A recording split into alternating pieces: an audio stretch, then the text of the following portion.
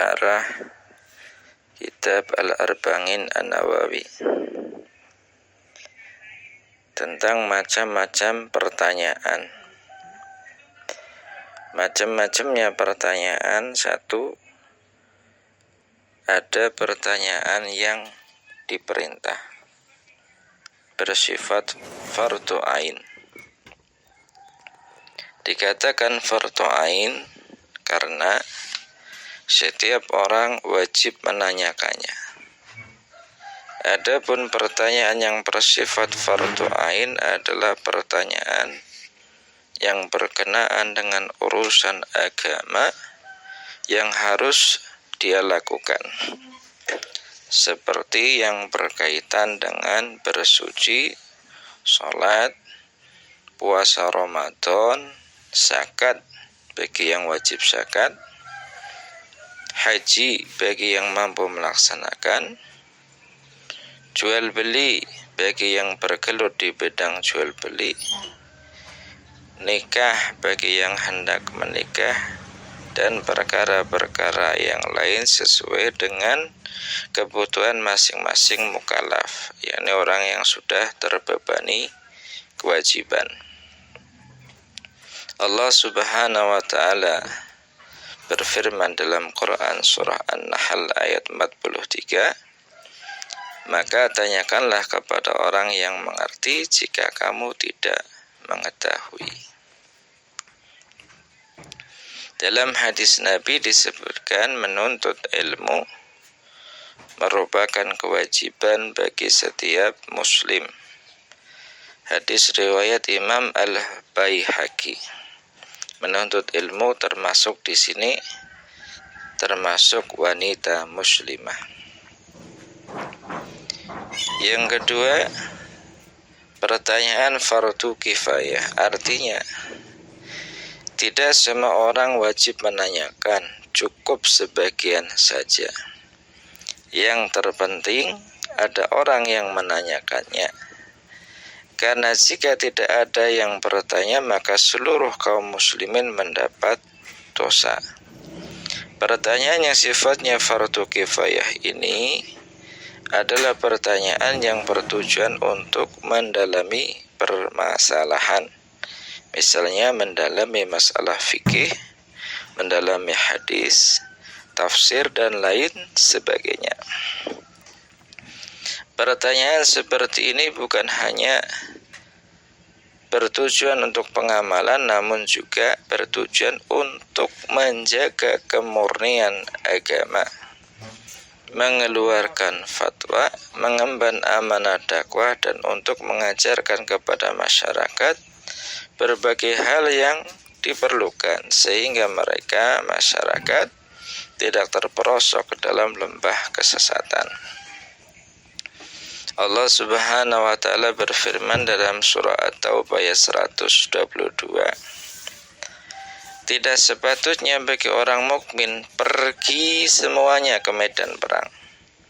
Hendaklah dari tiap-tiap golongan ada yang pergi untuk memperdalam urusan agama dan memberi peringatan kepada kaumnya apabila mereka telah kembali kepadanya, supaya mereka itu dapat menjaga diri. Makna senada juga diisyaratkan Nabi SAW melalui hadisnya, hendaklah orang yang hadir menghajarkan kepada orang yang tidak hadir. Hadis muttafaqun alaih. Adalah ketika Ibnu Abbas radhiyallahu anhu ditanya perihal luasnya ilmu yang dimiliki, maka beliau menjawab, saya dikaruniai oleh Allah lisan yang selalu bertanya dan hati yang selalu berfikir.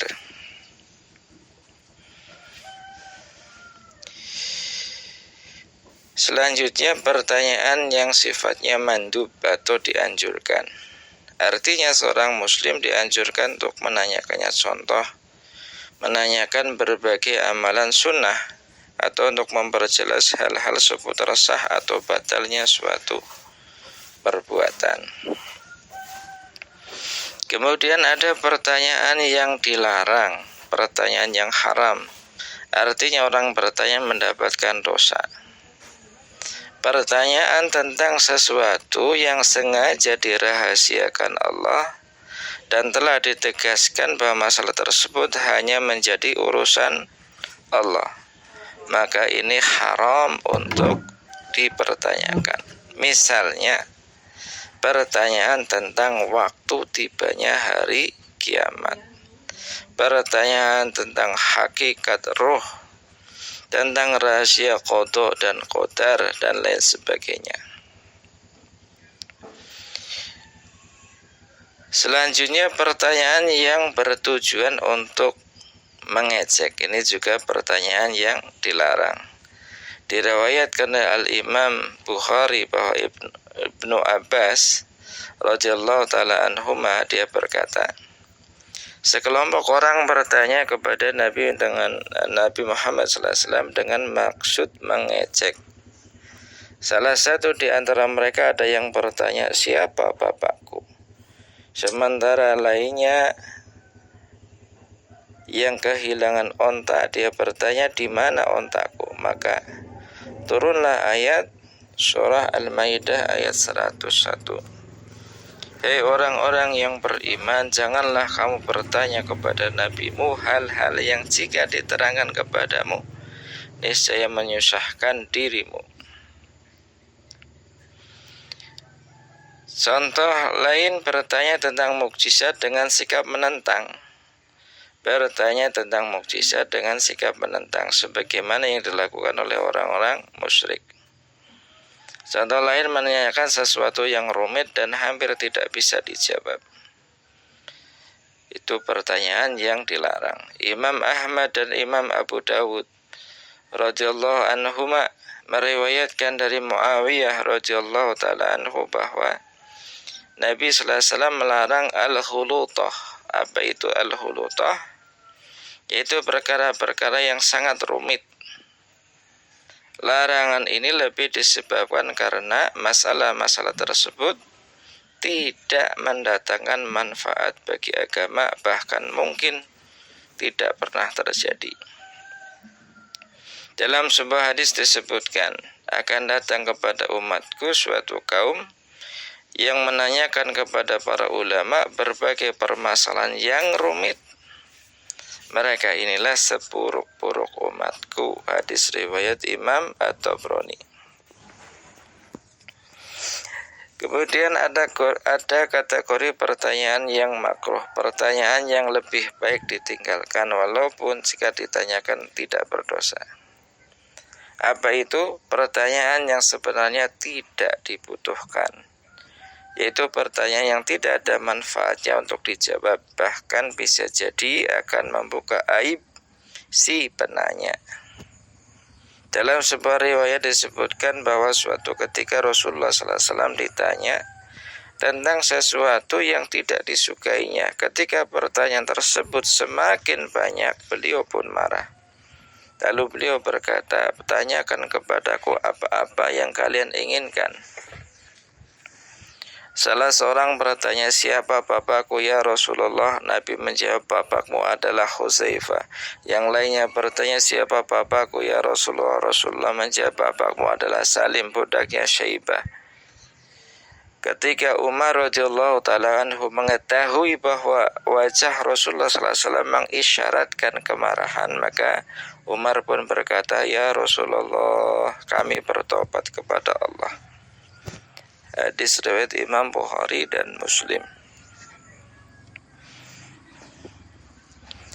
Pertanyaan yang dalam kategori makruh diantaranya juga adalah bertanya tentang sesuatu yang itu didiamkan oleh syarak. Artinya tidak ditegaskan halal dan haramnya. Karena jika ditanyakan dikhawatirkan justru akan semakin menambah beban. Rasulullah SAW bersabda, kesalahan yang paling besar bagi umat Islam terhadap umat Islam lainnya adalah menanyakan sesuatu yang sebenarnya didiamkan oleh syarak, lantas karena pertanyaannya itu justru menjadi diharamkan. Hadis riwayat Imam Muslim. Riwayat lain menyebutkan orang yang bertanya tentang sesuatu secara berlebih-lebihan. Imam Nawawi berpendapat bahwa larangan ini khusus pada masa Nabi Muhammad SAW saja. Setelah semua hukum syariat sempurna, larangan ini tidak berlaku lagi karena tidak ada kemungkinan diterapkannya suatu hukum baru. Imam Bukhari dan Muslim meriwayatkan bahwa seorang laki-laki bertanya kepada Rasulullah SAW tentang seorang laki-laki yang membunuh seorang laki-laki lain yang kedapatan bersama istrinya, yakni saat turunnya ayat tentang hukum bagi pelaku zina yang mensyaratkan adanya 4 orang saksi. Ternyata Rasulullah SAW tidak suka dengan pertanyaan itu. Kemudian kategori pertanyaan berikutnya adalah pertanyaan mubah, yaitu pertanyaan-pertanyaan selain yang mencakup dalam jenis pertanyaan di atas yang telah diterangkan. Imam Nawawi menukil dari Al-Khattabi dan ulama lainnya ketika mengomentari sabda Rasulullah SAW, kesalahan yang paling besar bagi umat Islam terhadap umat Islam dan seterusnya hadis tadi. Kata beliau, hadis ini ditujukan untuk orang yang bertanya secara berlebihan dan tidak ada gunanya. Sedangkan orang yang bertanya karena terpaksa maka tidaklah mengapa. Karena Allah Subhanahu wa taala telah berfirman, maka tanyakanlah kepada orang-orang yang mengerti. Surah Al-Anbiya ayat 7. Demikian syarah dari syarah kitab Arba'in Nawawi, yaitu kitab Al-Wafi